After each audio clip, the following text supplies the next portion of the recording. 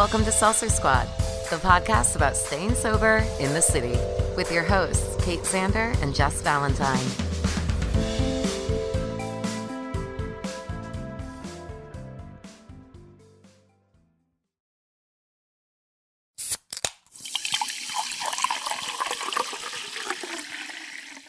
Nat, welcome to the pod. Kate, I'm so glad to be here. I'm so excited to tell you about our new sponsors for the new year. Who is it? So we have Brainwashed Coffee, and Brainwashed Coffee is amazing because 50% of all of the proceeds support addiction recovery. One of my sober treats this year was an espresso machine, so I'm really excited to use Brainwashed Coffee to make some lattes. Brainwashed has a 20% off discount when you use the code Seltzer Squad at checkout. It's brainwashedcoffeeco.com. Use the discount code at checkout, get 20% off. Let's all get caffeinated and crush our goals. Yeah, stay caffeinated. Jes, what do people do if they want more Seltzer Squad? Oh, well, it's pretty easy. All they have to do is become a Patreon. Patreon? A patron? A Patronus? A patron on our Patreon. If you want to be a Princess FOMO, you'll get early access to our episodes every Wednesday instead of Friday. If you want to subscribe to our middle tier, Former Hot Mess, you will receive the bonus monthly audio episode and early access to episodes. And if you indeed are the slickest bitch around, you will get early access, monthly bonus episodes, and you will be able to see all of our episodes now in video format. This is truly a labor of love, and we want to keep it going. So help support us at patreon.com/Seltzer Squad. Hey, Kate. Hi, Jes. Hi, Hey, Omar. We're so bad at that. We never time it right. It's you're working on it. Blame it on the You're working internet. on it. Welcome. I just woke up, so it's fine. Good morning. Good morning. Thanks for joining us all the way from Costa Rica. Woo! Guys, today we have on the podcast Omar Pinto. He is the famed podcast author, creator of the Shair Podcast. In addition to the Omar Pinto Podcast, he is a recovery coach. He has a supportive community. He does probably a million other things that I'm missing. Why don't you tell us everything that you tell do? us. That's actually a great question because I don't do a million things. Oh, okay. He does a modest amount of things. I used to do a million things. Okay. But what I've come to realize is that there's a million things that you do, and there's about 80% of it that's meaningless. Oh my God, So tell us more. Yes. The 80-20 rule is very true. It's real. Okay. So 80% of what you do, 80% of your clients, 80% of whatever your business brings in 20% of for 80% of what you, like I said, what you do or what you bring in, it brings in 20% of either your revenue or your growth or whatever the case may be. And there's this 20% that brings in 80% of it. So I remember when I first learned this whole concept where it's like, if you focus on the 80%, you're only going to get 20% results. But if you focus on the 20%, okay, you're going to end up creating a much more powerful, or 80% of your results. So you can actually like get rid of crap. So what does 80% look like in your life? Like Marie that you got rid Kondoing of? your work. Right. So what I used to do was I was very concerned with every single detail. Like when we first launched, we were talking about, we didn't do videos before and we do videos now. Right. And I didn't do videos before either. But as you kind of get into the space of social notoriety and you start to develop relationships with other social influencers, you'll start to get a lot of suggestions and advice of what you should be doing. All right, so you got to do like a Facebook Live every single day, and you have to post on Instagram 3 times a day, and you have to have a quote, and you have to have this, and you have to write a book, and you have to, and I remember I was so overwhelmed by what I was supposed to be doing that there came a point where I just wanted to quit. I just wanted to walk away from everything because I was failing. I was failing miserably at all the things I should be doing that I'm not doing, that other people telling me are absolutely important, or else I'm not going to succeed in this space. Jess and I are like barely getting by doing the 20%. We can't even fathom what 80% would look like. We're barely hanging on to our 20%. But that, I mean, I think it's forced us, especially in pandemic times, to get real about what matters to us. And that's obviously our podcast and connecting to the squad, period. And then everything else is like, we consider a bonus. Right. If the podcast releases when it's supposed to release, we consider ourselves successful. And that's the bar where we're coming from. Well, that's in the 20% space. Yeah. Because here's the thing, you wouldn't be here, you wouldn't be on this call, you wouldn't be recognized if it wasn't for the podcast. You'd still just be Kate Z and Jessica Valentine, and you'd be doing your own thing, right? And not concerned with Instagram posts and videos and show notes. Mm-hmm. Yeah, that's so right. So if I narrow it down, I go, okay, so I have the podcast. Mm-hmm. As long as the podcast launch, it's all good. Yeah. Everything else is a bonus. So everything else falls into that 20% category. Yeah. And so what I was doing in the beginning, because obviously I wasn't making any money with the podcast. Sure. So the show notes and the cover art and the website and everything was on the cheap. Everything was like as much as I can do. So I would type out my show notes and send snippets to get transcribed. And then I would be editing that. I just remember going, God, this podcast is so much work. Oh my God. I had no idea. It is a lot of work. Yeah. So I'm loading. I have to go into WordPress and post the thing and then make sure all the links are working. The links are very important. Yeah. Right. And then, it's all this stuff. And then don't forget, you have to promote something before the podcast. So, and it's just a constant, and then I'm recording. And then before every podcast episode, I would record like, okay, so on today's episode, we talk with so-and-so and so-and-so talks about this and this and that. Uh-huh. And I just remember going, oh God, I have to do that intro. And that intro takes me forever because I have to.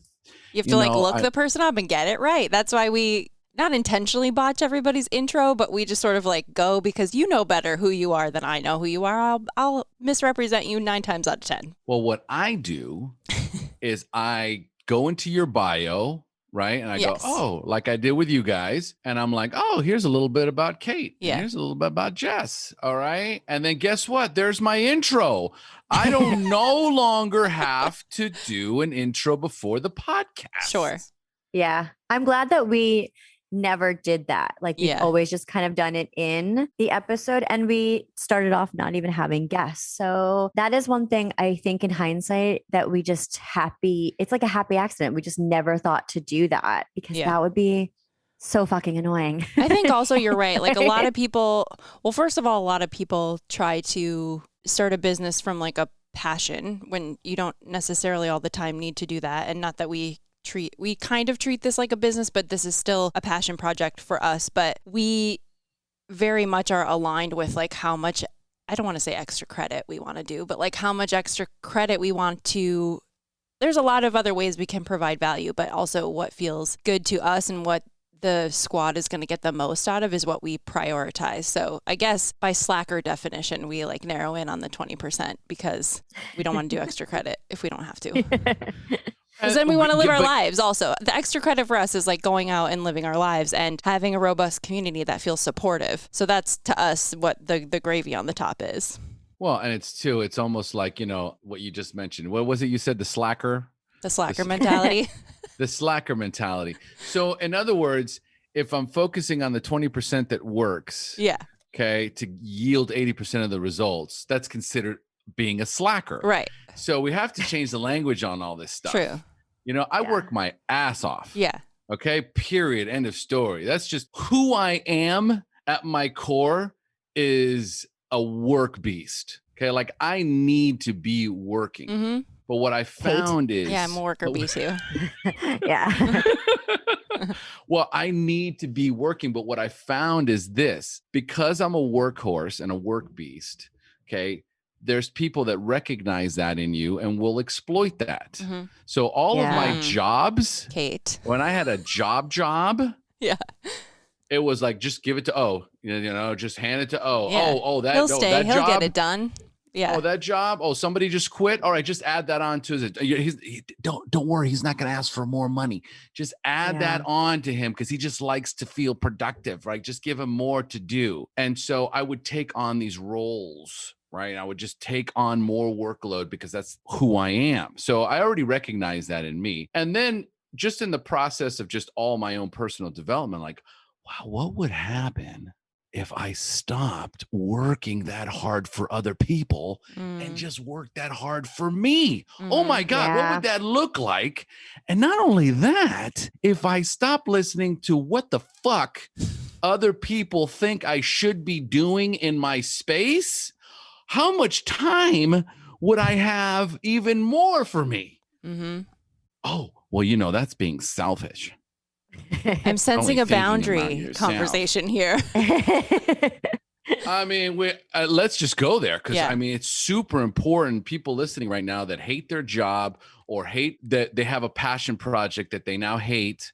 It's because they're not listening to themselves. Or even in sobriety too. Like there's a shitload of boundaries that need to be made, particularly in sobriety, that we don't even call it that. It's like, how do you not only set the, like, I feel like for me at least, setting boundaries in sobriety was kind of my first trial setting boundaries in my life, period. And as I've gained more confidence in my sobriety, being myself, being comfortable with myself, the boundaries have now like rolled themselves out into like the 80-20 part of my life. And now it's like once you start, you're like, oh, that's not okay with me. Oh, that's not okay with me. That's not okay with me either. And it all, for me at least, it started with sobriety because that was the first time I really had to say, no, that's not right for me. I need to do what's right for me instead. So maybe you can give us first a lesson on that, and then number two, us lesson on boundaries, and also just some of the baby boundaries that you need to set in, say, like early sobriety or any point in your sobriety. Oh man, love it. Putting my coach hat on right now. Your boundary bandana. It is, I mean, talk about one of the most necessary things to teach our children. If you're listening right now, right, and you have children, the first thing you have to teach them is how to say no. Okay. And also to remind them that no is a full and complete sentence. It doesn't need an explanation. I do not need to explain myself to anyone unless I choose to. Right. So that's a big part of the whole boundary set. It's not being taught. My parents never taught me boundaries. No. Right? You do what I tell you to do. Right. And so, going back to also this imposter syndrome, when you get into this space, there's this imposter that's like, why am who am I? Am I a podcast host? And what does that mean? And am I even that special? And, who do I think I am? And so what I did is I would do everything because I was like, well, I'm not special and I'm not making any money. So I have to do everything for this podcast. Right? To be worthy. And I don't have, the worthiness, So worthiness and deserving play a key role in setting boundaries, because if I do not feel worthy and deserving of setting boundaries, I won't.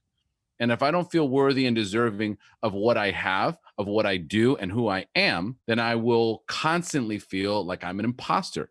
So I will constantly be working like a beast to earn my right to be on this planet, instead of, like, oh my God, I'm a human. This is like the best thing ever. It's 1 billion to 1 shot that I am actually here as a human breathing. Like I can touch myself. This is like crazy. Oh my God.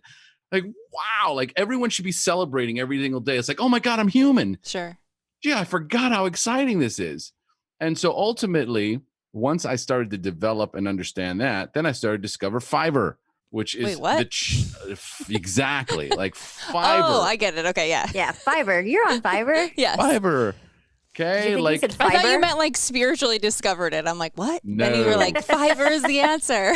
Well, here's the thing. Once you clear up things in the spiritual realm, you can start benefiting from the things that are in the physical realm. Yeah. Like really inexpensive VAs. But when did that like switch happen for you in your mind, where you went from being the Omar that took on everybody's work to being like the fuck no, I'm going to be less of a hero at work? Like what period of life were you in, and sort of what led you to that conclusion? Obviously things weren't working, but kind of give me a little insight into where you were at. Well, I was in the workforce. So I was working for someone else in that, beast mode for someone else. Okay. And I was exhausted. I was in the gambling business. So I was in the online gambling business. Oh. And it's like working for a drug dealer. Yeah. I imagine that's stressful. It is so stressful and so painful. It's and like so day trading on the dark web.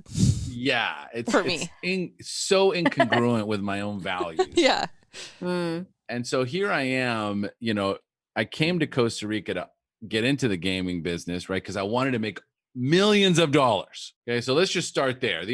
My only goal in life was just to make millions and gazillions and bazillions amounts of dollars. Okay. Okay, that's going to make me happy. That's going to solve all my problems. That's what I need first and foremost. So Sure. I'll be happy later and I'll take a break later. And so money was the thing. And then all of a sudden I get involved in the online gambling. There's a lot of money in here. This is it. I'll just make enough money and then I'll get out. Mhm. Sound familiar? Yes. It's like my life's theme. Right. And guess what? Anytime you go into any situation where it's like, I'm just going to do this for X amount of time and then I'll leave and then I'll be happy or then it'll mean something. It never does. And so ultimately being trapped in it and being in recovery because I got clean and sober while I was working in the gaming industry. And so I spent a good 10 years of my life in recovery, also working in the gambling business. So it was like there was this weird sort of thing happening inside of me where it's like, something's not right. Like, this is weird. Like, anyone ask you what you do? Oh, I'm in online marketing. I'm in e-commerce. I offer offshore solutions. I'm a money launderer. I'm a money launderer and I promote addiction. Yeah. Right? I work in the gambling business. Right. And then it just became worse when I started the podcast. So the imposter syndrome kicked in tenfold because now I have a presence. Now people are recognizing me and the podcast took off.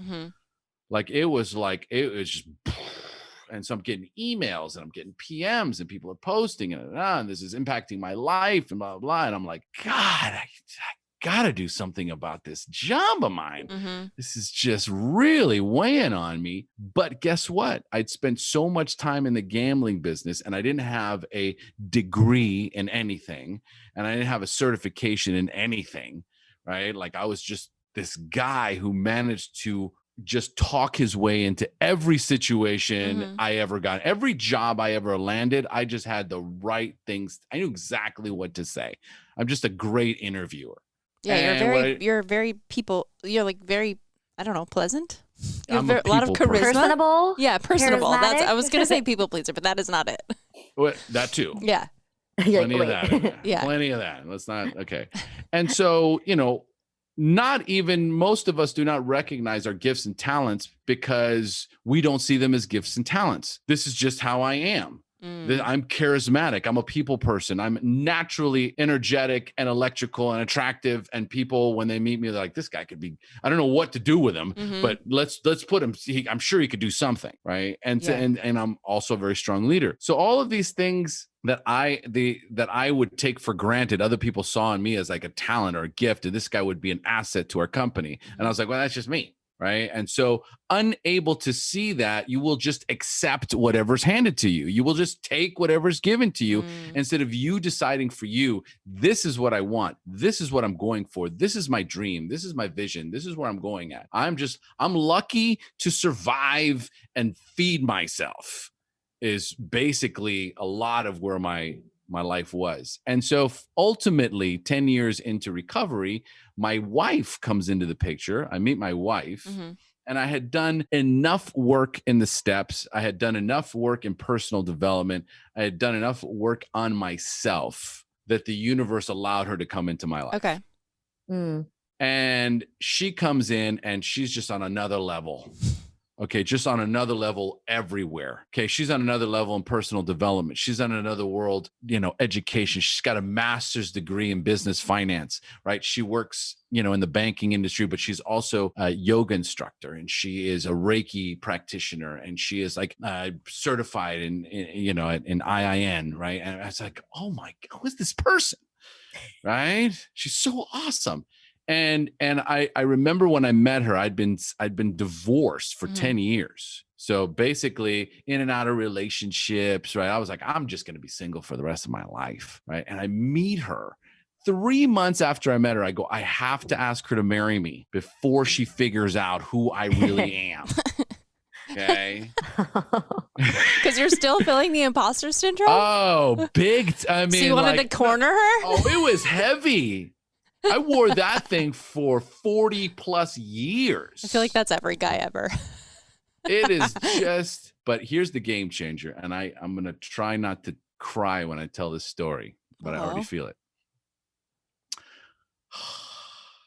She said to me, I wish you could see how great you really are.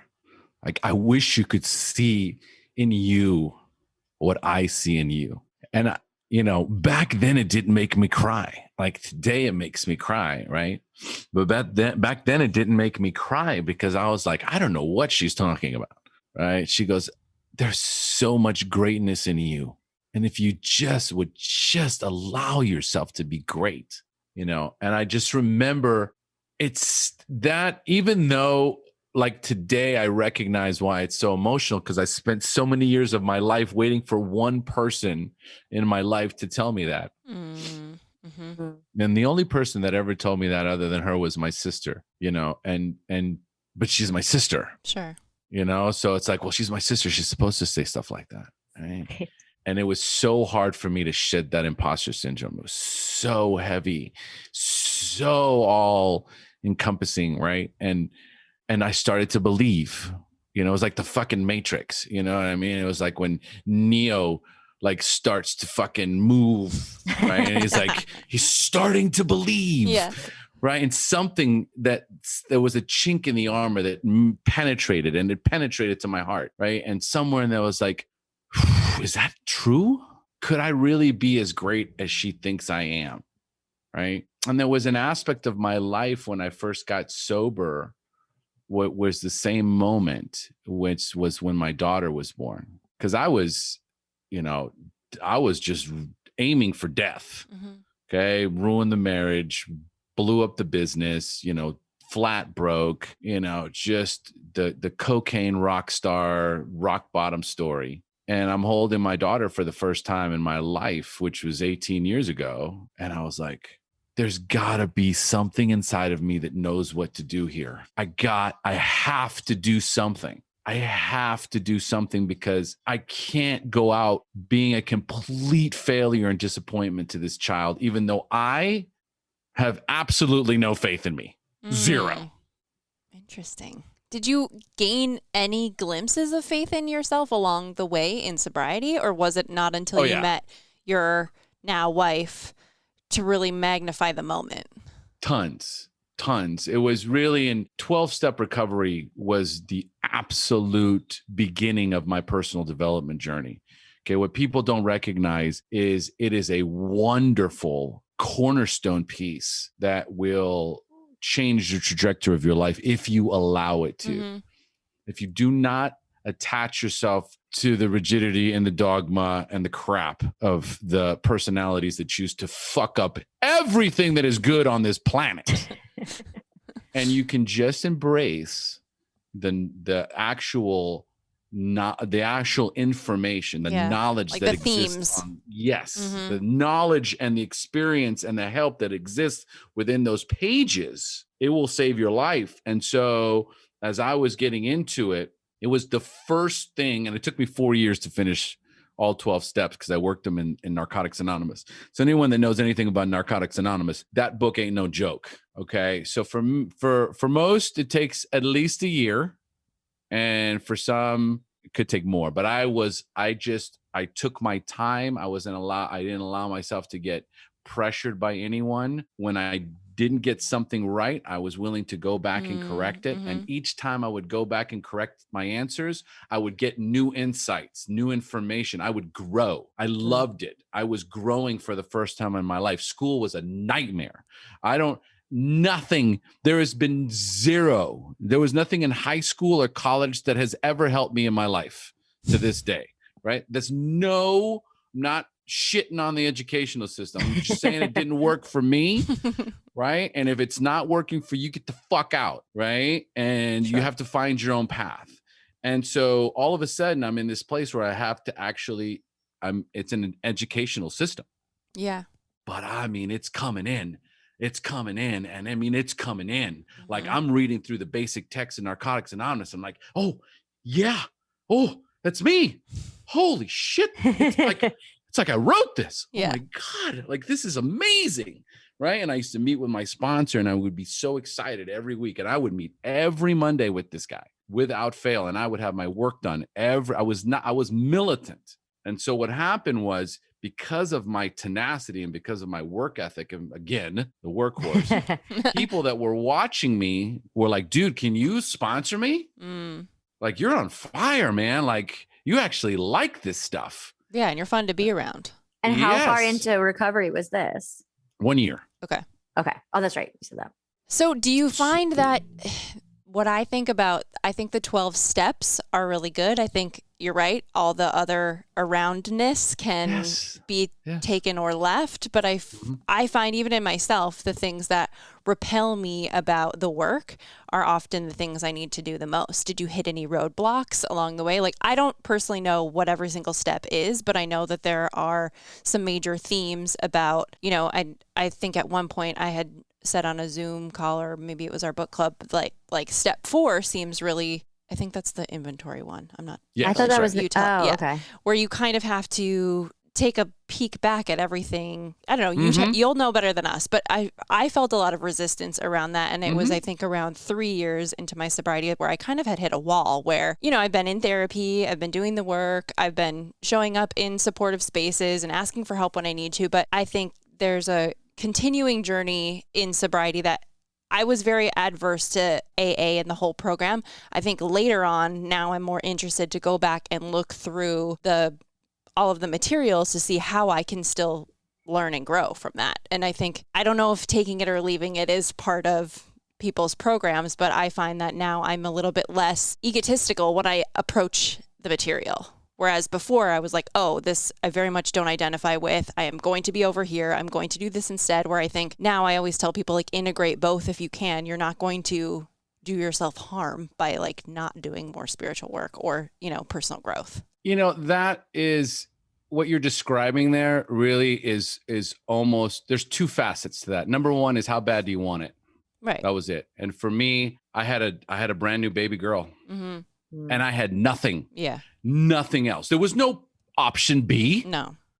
Right? Like, okay, so you can either work these steps or die. Fucking die. Yeah. Right? So it was like, okay, so number 1, there is like this strong enough why. And if she wasn't born, there's a good possibility I would have found every excuse in the book. Oh, well, this whole God thing here and this inventory, and let's just bypass this and making amends. Really? Yeah, I don't think so. Right. And how, and so at the time, because my why was so strong, and also I am also a people pleaser with an inferiority complex and an imposter. Okay. So just imagine that guy going, yeah, I don't know about all this. Yeah. I don't know about all this stuff. Like, yeah. I'm a piece of turd. Okay. And if you tell me to stand on my head, right, and light my feet on fire, I'm like, okay, well, that's fair. Yeah. And so it wasn't really like that. I think that's really what it boils down to. I did not have the ability to overthink anything at that time. I was so desperate that I was like, I don't care what I believe or don't believe in this thing. I'm doing it. I'm doing it exactly the way they tell me to do it. I'm going to extract everything I can get it, because I was also a fucking con too. Like I've always worked angles. I'll rob you fucking blind if I can.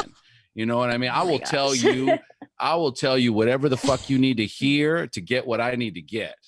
Right? So, Fair. you have to, are you willing to go to any lengths? Yes. Do you know what that means? No? Who cares? I mean, that's where it was. Yeah. That's where it was. It's like, you willing to go to any lengths? Yes. Do you know what that means? No. Okay. Are you willing to allow God into your life? Hell yes. Maybe. Right? Yeah. My mother's a Jehovah's Witness. I extrapolated. I had a fucking SEAL team come and fucking extract me from that cult. Okay. That's what needed to happen for me to get out of there. I said, fuck you, God. Come and get me. Mm-hmm. Right. It was like, I'm out. Religion, God, fucking spirituality, go eat a dick. Yeah. You know, like I fucking went balls to the wall. It was girls and drugs and more girls and more drugs and alcohol and stealing and theft and I mean, whatever. Didn't matter. I'm going to go get mine because I'm going down anyway. Like according to this whole practice and learning, right? I have nothing to look forward to after this life. I'm taking what's mine. Mm-hmm. Right. And so for me to say yes, when I didn't really believe it, piece of cake. Right? Are you willing to go to any? Are you willing to get like God in your life? Yes, yes, yes. You're willing to work these steps? Yes. You're willing to answer these questions? Yes. When did you start to feel better? Well, when I started doing the work and I Ah. started answering these questions and I was lying and my sponsor would go, yeah, this is all fucking bullshit right here. Mm-hmm. This is a fucking lie. I don't even know what this answer means. And he'd come in with a red pen and cross. And I go, oh, I like this motherfucker. Like I felt like he had in his pocket a wallet that said bad motherfucker. Right. Right. Like that's what I was literally sitting across from Samuel L. Jackson. Nice. Okay. Just straight up. And he was dry. Right. It was not like he was joking around. He just looked at me and goes, yeah, you're in denial. Oh, wow. This is bullshit. I'm writing this down. Absolute bullshit. You liar. I'm writing this down. This is okay. All right. So go back and redo all this. Uh-huh. Right. And the thing was, I'd go back and I was like, I can't pull anything on this guy because this guy's just like me. He's a con artist. He knows when you're lying. He knows when he can read me. Also, like, what do you get? Man. You get nothing out of, like, you'll get somewhere with lying, but then essentially, like, you're running in a circle. That's what I see a lot. And I was in denial as well. Like, you'll circle around that loop of denial until you're like, well, fuck. Like, now I actually have to be vulnerable and, like, feel my feelings and court all of this discomfort within me. And, like, only then you feel even shittier for a while. And then you have, like, a small win. Did you have any small wins at the beginning? Tons. As I'm working through the steps and I would re-answer the questions, I would go, oh my God, this is what he was after. Then I would go sit with him and he'd go, Like with a cigarette. If he could have been, we were in a restaurant. If he could have been, he would have been, right? And he would be like, You see these 3 paragraphs that you wrote? This sentence right here, that's your answer. Well done. You don't need all this stuff, everything, all this stuff around this answer right here, it's all bullshit. You don't need it. Trim the fat. You don't need that bullshit in your life. And I mean, I would be fucking crying. I'd be sitting at this table and I would be crying with this man, right? Like every time I got it, because I knew I got it. And then I'd show up and he says, you got it, right? And I would be like, oh my God, I'm fucking getting this. Like for the first time in my life, I'm actually getting something. And I mean, like, I was like a honey badger. I just dug in. I was just like, now there was no bullshit. It wasn't me trying to, I knew this guy was going to figure me out.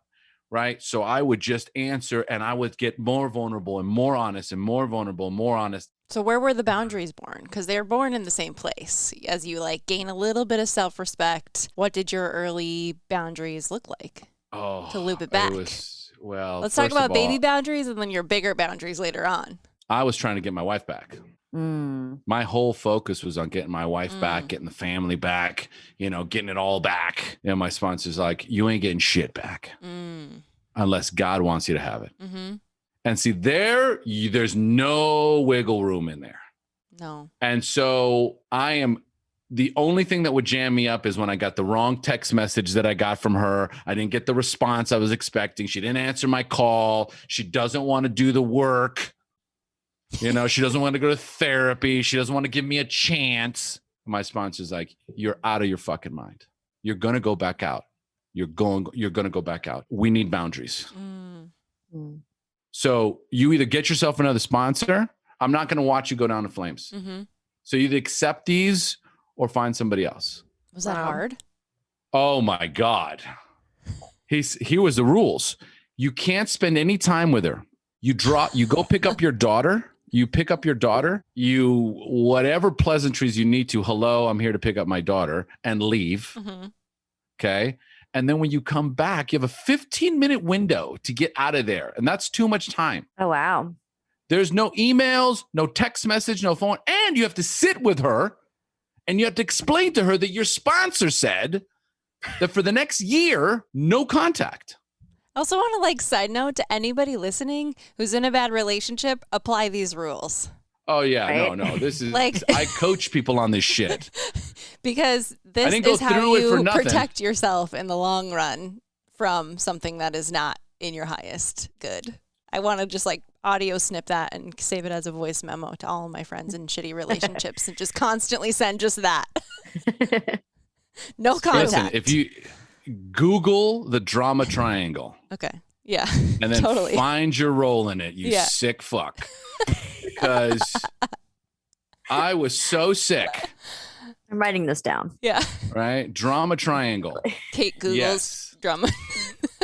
Okay. You are either the victim, the aggressor, or the rescuer. You're playing one of those roles. And that's it. And the thing is that unless you're completely disconnected from that other person, anything that comes out of their mouth is a tripwire. It is going to trigger you. Their energy is going to trigger you. Okay? And you have no idea. You're powerless. That's when the word powerless comes in. You are powerless over that shit. Okay. I was powerless over my ex-wife. I would walk in the house and immediately everything inside of me would just go,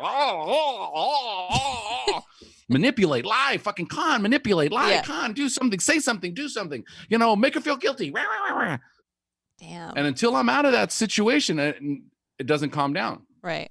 So you have to create these very extreme boundaries to save your life because you have zero control over this. Zero.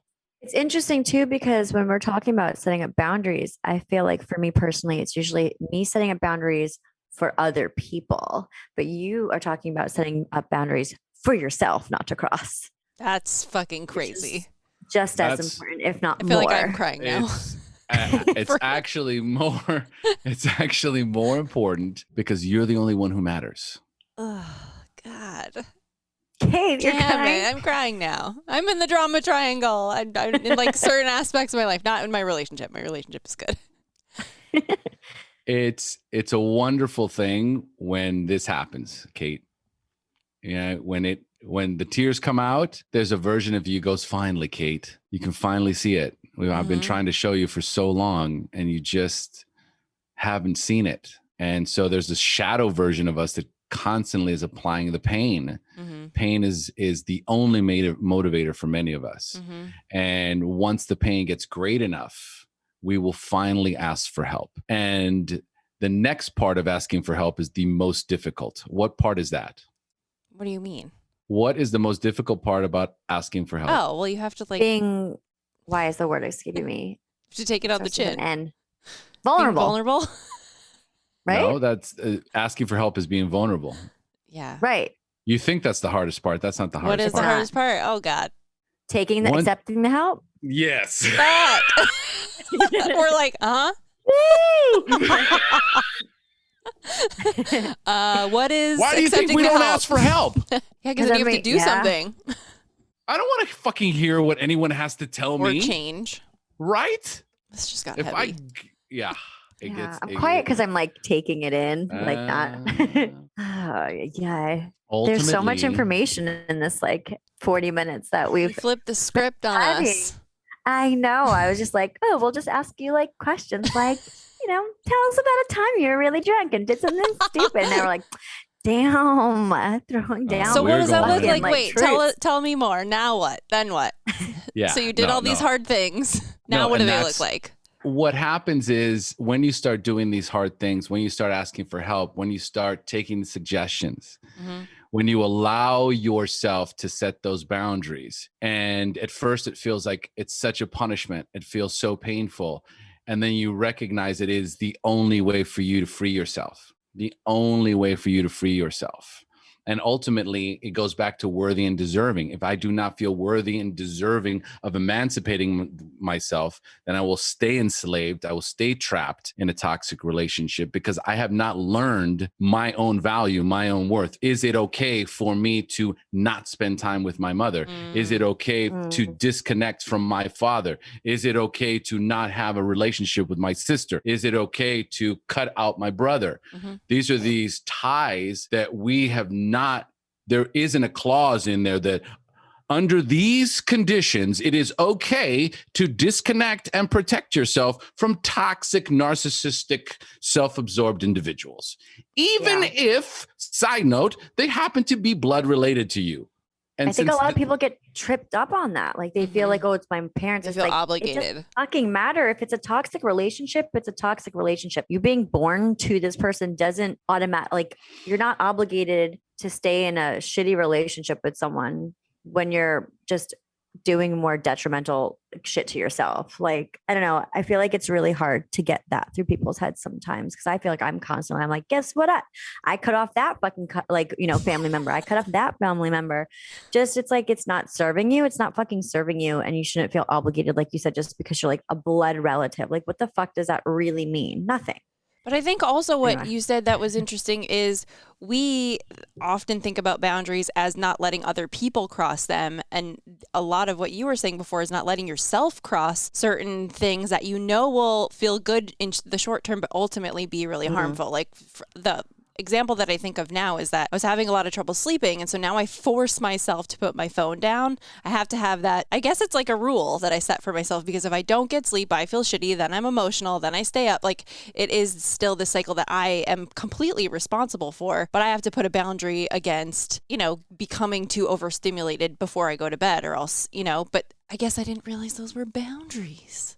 and it also bleeds boundaries and discipline. Yes. Okay. Boundaries, discipline, responsibility, and all of these things we rejected because they were imposed on us by other people. We weren't allowed to create our boundaries. We weren't allowed to create our limits. We weren't allowed to create our own rules, our own standards.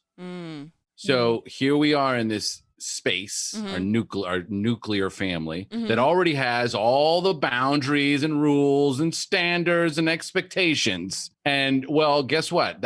There you are. Here's what you have. Here's your rules. Here's your standards. Here's your expectations. Here's what we want from you. And if you do not abide by these, then you are not good enough. Right. And yeah, you're right. Even like the discipline about it, it goes back to your worthiness because ultimately you don't feel worth the thing that you're depriving yourself of. And we like code that as that you don't have any discipline. It's the same thing with drinking. Like I didn't feel worthy in so many areas of my life. So I sabotaged and drank. And I said that I didn't have discipline to quit drinking, but it was really an issue with worthiness and self-respect. It's all connected. Oh God, fuck. Well, if you're okay, so you can rewind this episode. Yeah. Okay, and you'll watch how we loop back around to the same themes because it's always the same thing. And most of the time, what we'll find is we'll always loop back to our childhood. Okay, there isn't someone I haven't coached where we didn't. If we didn't loop back into their childhood, they didn't need to come to me in the first place. Okay, so ultimately there is this. We'll just constantly be closing loops. And so as we start to discuss more, recognizing these rules and these standards that were created for us, and we're trying to live up to these standards that don't belong to us. All this pain and suffering associated with not feeling good enough because I can't live up to the standards that weren't mine to begin with.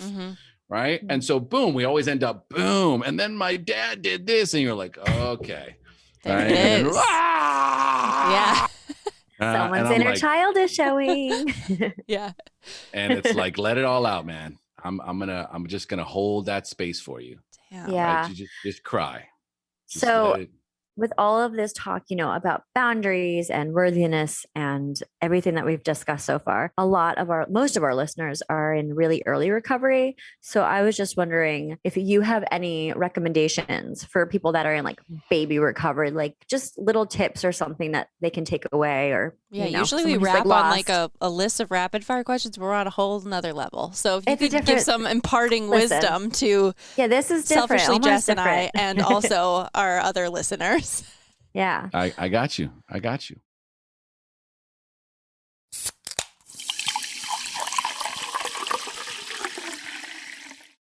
Jess, what's our number one piece of advice when people are getting sober? Therapy.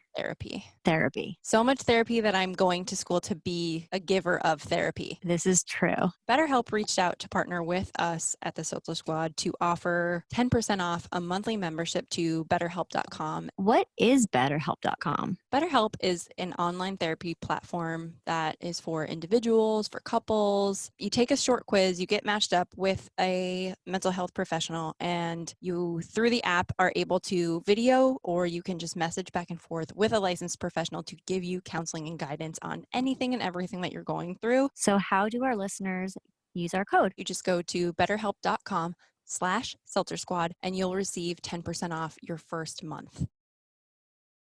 Jess, are you listening to any good books? Right now, I'm actually listening to an Audible exclusive podcast. Ooh, I'm listening to Blackout by Sarah Hepola. Oh, I listened to that one back in the day. I mean, I'm a huge proponent of Audible. I love listening to Quitlet or really any book. But did you know, Squad, that you can use our discount code to get a free month of Audible? Meaning you get a free book if you sign up. That's right. Just go to audibletrial.com/Seltzer Squad and get a free month on us. I actually just signed up myself using it. So here's the thing. It really boils down to access, resources, privilege. Sorry. Just works out that way. If you're one of those people that's like, dude, I'm broke, man, I don't have any money, then do yourself a favor. Just eat the shit that you don't like to eat in 12 steps and go suck it dry for everything that they have. Take every bit of information that's in there, work it like you believe it. Because what happens is I did the same thing. I faked it till I made it. I went in and said yes to everything, not believing any of it, and ended up learning more than I could have ever imagined. Learn more about myself and about others and about addiction and about boundaries and about communication. Why? Because I had another person who'd already worked the steps, working them with me, showing me, guiding me, but I had to let go completely. I had to surrender completely to this process. And if you can do that, it will make I'll just put it to you this way. I haven't talked to one person who completed all 12 steps, like the way it's supposed to be done, right? And when I say the way it's supposed to be done is like, just surrender to it. Don't ask, well, how come I have to do this? And why is it that?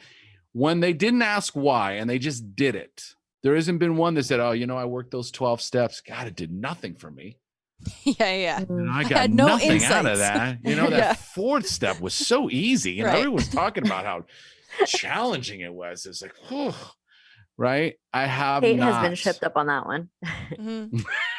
I tell people that don't want to go also, I'm like, then go and write down everything you hated about it, but keep going. And then just keep writing down everything that you hate about it until you don't hate something. Now, Kate's going to hate this one. Fourth step was the game changer. When I finished my fourth step, it was like the first time I did ayahuasca, right? It was like everything made sense in the world. Like, oh my God. Woo! You got me. Yeah. Damn. Fuck. That was good. You got me. Oh, shit. Everything I suspected was true. Huh. Get out of here. That's what the fourth step did for me. It was the game changer. That's when I started sponsoring guys. When I finished that, I said, sponsor, I'm ready. Okay. Fucking set me free. So I'm ready. Early sobriety, low access, utilize AA. What about like small amounts of access, medium amounts of access, endless access and privilege. Do you Then you recommend, call like, how do me. you layer in additional support? Then you hire a coach. Okay. Okay. Yeah. So most of my clients are people that reject the 12-step. Okay. But they're super type A, very successful, right? CEOs, real estate agents, entrepreneurs, business owners, people that don't have time to go through the 12 steps or believe they don't have the time or whatever the case may be. They're like, okay, well, let's fast track this out. And I go, I understand. I am type A personality. I also would love to fast track. I wanted to fast track the steps, but I was broke. Yeah. Okay. So I couldn't fast track shit. Okay. So, there is cognitive behavioral therapy. There is counseling. There is what is that? EMDR. EMDR, right? There's all these different modalities. There's all these different pathways. Biggest suggestion, do not get stuck by what other people believe is the right thing for you. Okay. The beautiful thing about personal development is there are no limits. Okay. You can follow Tony Robbins, or you can follow Mel Robbins, or you can follow Eric Thomas, or you can follow Bob Proctor, or you can follow. And in that realm, none of them are going to ever say, this is the only way. Sure. This is what I love about personal development. It's always the same thing. Hey, man, listen, this is what I've got. If it doesn't work for you, here's all these other resources that you can go ahead and check out. Oh my God, I have all these resources to choose from. Wow, get out of here. There isn't just one way to do things. I don't have to do it the way my sponsor did it, or I have to do it the way the guy that's chairing the meeting is doing it. Oh my, I actually have options and choices. Okay, like I'm not going to burst into flames if I go to AA versus NA.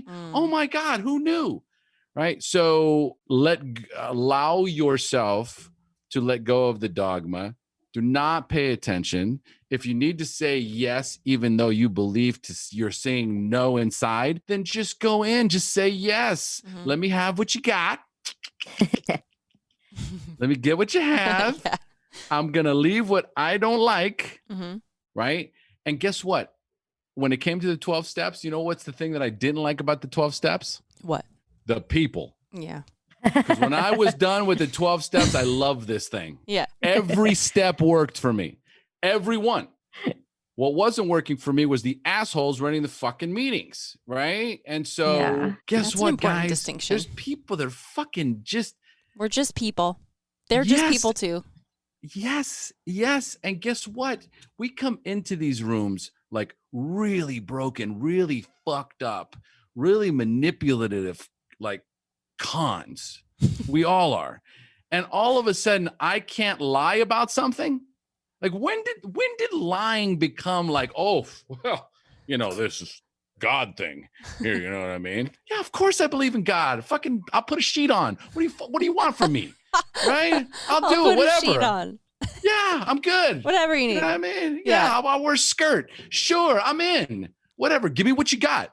I want what you have. I will take it from you. But what happens is this: when you detach yourself from the personalities, detach yourself from all your programming, detach yourself from everything that you learned because it's not working for you, and you just allow whatever's in this space to come in, you will, without a doubt, get what you need. Period. Where can the people find you? Yes. Where can everyone find you? Very simple. OmarPinto.com. If you had your mind blown like we did, you can book a session with Omar and learn how to fast track your sobriety and have internal and external boundaries. That's what I'm going to name them because that is new to me. Very good. Omar. Okay, so hold on one second. Okay. Yeah, because now there's another resource. Okay. So OmarPinto.com is so you can learn more about me and my coaching. Yeah. Right. But I also do free live coaching every Wednesday. So if you join my membership community, that's $12 a month. So that one's $12 what do you get for $12? We have roughly 10 to 15 meetings a week. Okay. So there's nice. different online meetings in there. None of it are specific to any sect or pathway. Okay. it's more like a recovery / coaching space. Okay. Where you are going to get feedback from the other members. You're going to have accountability. There's daily accountability in there, right? It is a community. So it's a Facebook group that has 10 to 15 Zoom meetings a week. Got it. Amazing. Okay? That's amazing. And one of those meetings is me every Wednesday at 5 p.m. Eastern, where I will coach. Somebody will come on and I will just coach them, right? So they get free coaching. The only thing is it's live and it's recorded. Everybody gets so to some observe. people are kind of like, Yeah.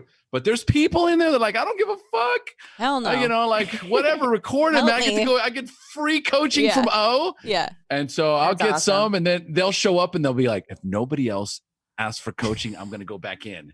It's the best. It is That's so funny. awesome. So my podcast, oh my God, Omar Pinto Coaching Got that. podcast. Half of those episodes, actually 3 out of the 4. So every month, 3 episodes are me coaching someone live, and one of them is me interviewing somebody, right? So, I mean, talk about you have access.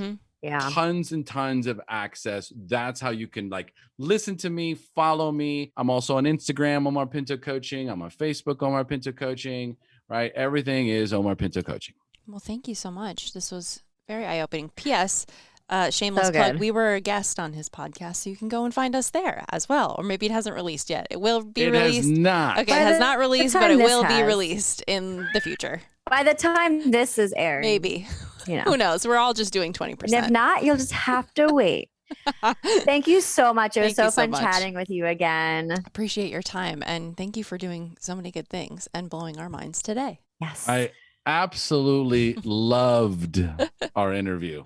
We had so much fun We did. on our interview. It was definitely one of my favorites.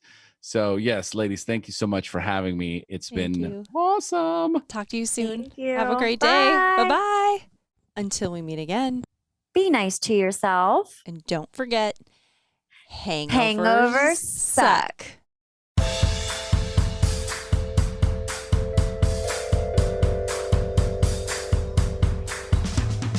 Thanks for listening. Don't forget to rate, review, and subscribe to this podcast. Every review helps other listeners find us.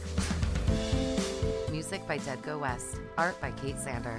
For show notes and resources, check out seltzersquad.com.